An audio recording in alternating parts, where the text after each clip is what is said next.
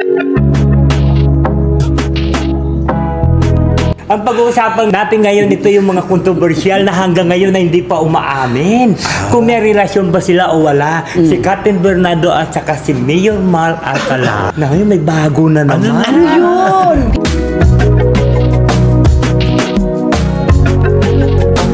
Hindi kaya ang kauuwian nito Katniel pa rin?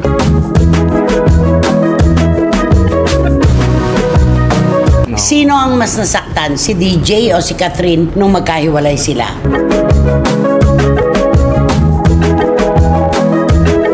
Kaya alam mo, totoo din yung sinasabi ng iba na ang kauuwian niyan, Kathryn at Daniel pa rin. Bitiranang kolumnista na si Christopher Min, nahiwagaan sa mga kumalat at chismis kina Kathryn Bernardo, Daniel Padilla at Mayor Mark Alcala.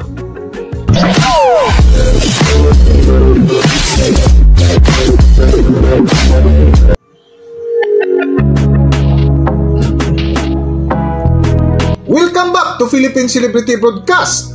Matapos nga ang pananahimik ng kapamilya actress na si Kathryn Bernardo, ay iba't ibang kwento na naman ang naglabasan ngayon.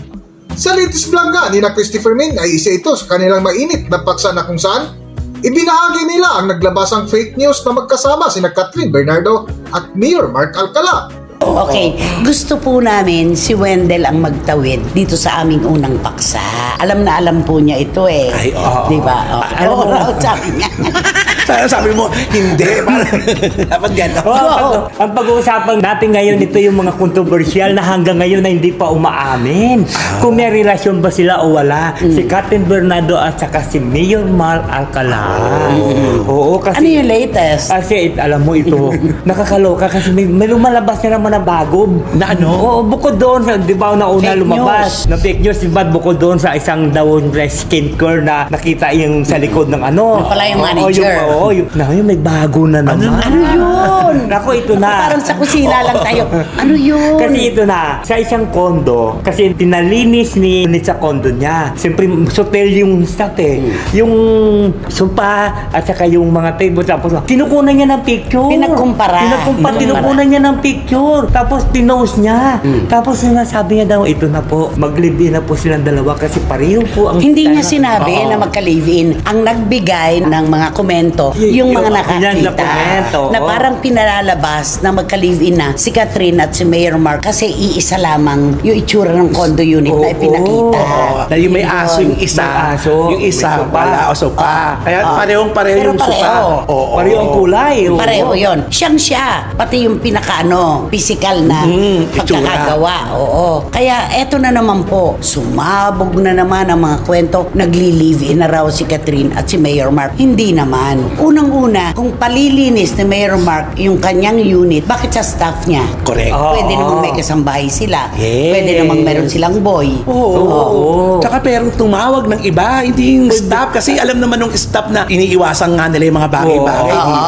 Iwas na nga si Kathryn at saka si Mark Tapos ilalapit pa nila sa ganito. Diba? Ano sa palagay mo dahilan? Ba't ayaw pa nilang umamin hanggang ngayon? Alam mo kasi ito, parang tingin ko hindi sila aamin. Kasi may lumalabas ngayon, sabi nga doon sa isang comment, bakit pinipilit niyo si Kathryn Bernardo at saka si Mayor Mark samantala tatlong... Alam ko yan. Alam ko kung sino yung laging kasama ni Mayor Mark. Diba? Si Sanya Lopez. Pero wala naman kasi. Parang nagkukwentuhan lang. Nagsasayaw lang. Alam mo naman, di ba, social media, madikit lang. Siyempre, Pakita lang magkasama kahit na may pinag-usapan na may nabasa akong komento. Ay, nagsawa na si Mayor Mark kay Kathryn. Sa sexy na nagpunta. At saka di ba meron pa nakasulat doon na mag-ingat ka, Kathryn. Kathryn, mag-ingat ka. Di ba? Kaya ayan, Mayor Mark, kung saan-saan tuloy na pupunta yung mga kwento. Kasi tingnan nyo, ayaw nyo pa umamin na dalawa Kung talagang, kahit hindi ka umamin, kung sabihin mo lang naniligaw ako kay Kathryn, di ba? Yung ganyan. I admire. Wala, lalo na merong teleserye, di ba, si Kathryn ngayon, tsaka si James Reid. Paano pa aamin? Lalo nang masasabihin siyang sawsawero. Di ba?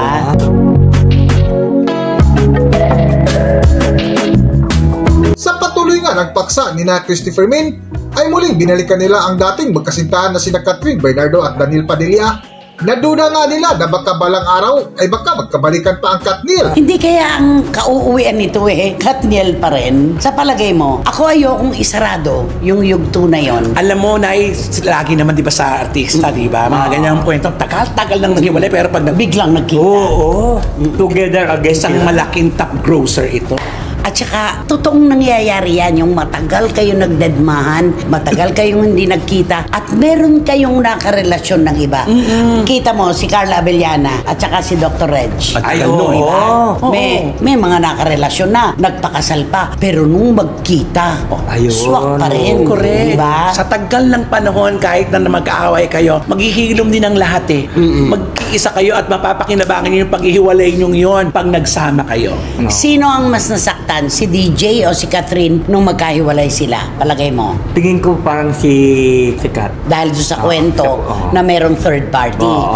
Dahil ganon, di ba? At saka bukod doon sa nasaktan siya, parang umuwi na rin si Katrin kasi di ba nagawa niya na yung hindi yung Gusto niya. pinagbabawal ni DJ noon. Pero palagay ko sabayan yung sakit ng loob. Kasi unang girlfriend din Ayo. ni Daniel Padilla Minahal ng todo. Alam mo kung di sila nagmahalan, hindi aabutin ng 11 taon. At saka parang mas mahirap nga sa lalaki kasi sa babae kasi vocal ang babae na, di ba? Nakapaglalabas ng sama ng loob. Pero ang lalaki kasi, Ay, ayaw. napakadaan lang sa lalaki. Si Daniel pa naman walang kibo. Isa pa yun. Diba? Hindi rin masalita, hindi rin makwento. Pag tinatanong mo nga, Diyos ko, yes or no, gano'n lang ang sagot-sagot nun eh. Baliwala lang kay Daniel, di ba? Puro masakit sa ano niya kasi di ba? Mas masakit ang dami-dami kayo. niyang ginawa, di ba? Nung una nga hindi niya siya makapagtrabaho. Nang bandang uli, pinilit niya na lang yung sarili niya na nagbibigay siya, di ba? Nag-giving siya dun sa mga ano. Para Tapos may ibsan lang tumatanggap yun na siya ng mga concert, ng mga Hanggang ano sa gawin na niya ang incognito.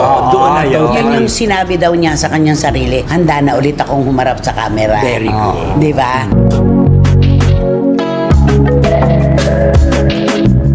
Sa dulo nga ng kwentuhan ni na Christopher Min ay muling binalikan nila ang hiwalayan ng Katniel na hanggang ngayon ay hindi pa rin malinaw kung ano ba talaga ang dahilan ng kanilang hiwalayan. Na isa nga sa pinaniniwalaan ni na Christopher Min na baka bandang huli ay muling magkabalikan pa sina Catherine Bernardo at Daniel Padilla.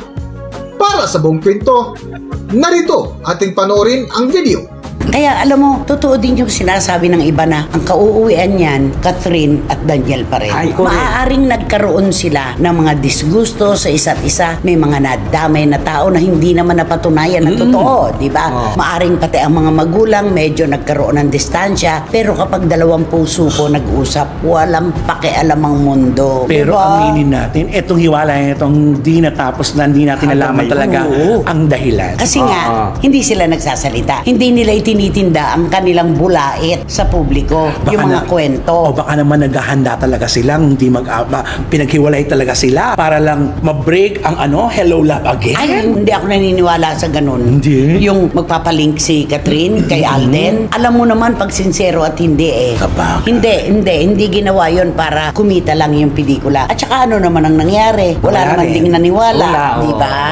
Hindi ito yung in-stage na break up. Talagang nagkaroon sila ng problema pero hindi natin hawak ang bukas. Yun na. Baka isang araw, di ba? Maaring may masaktan si Mayor Mark Alcala, masaktan si Kyla Estrada. Pero pag dalawang puso nga, sabi ko, nagkasundo, walang pakialam ang iba. Sabi nga na, first love never dies. Guys, oo, totoo yan.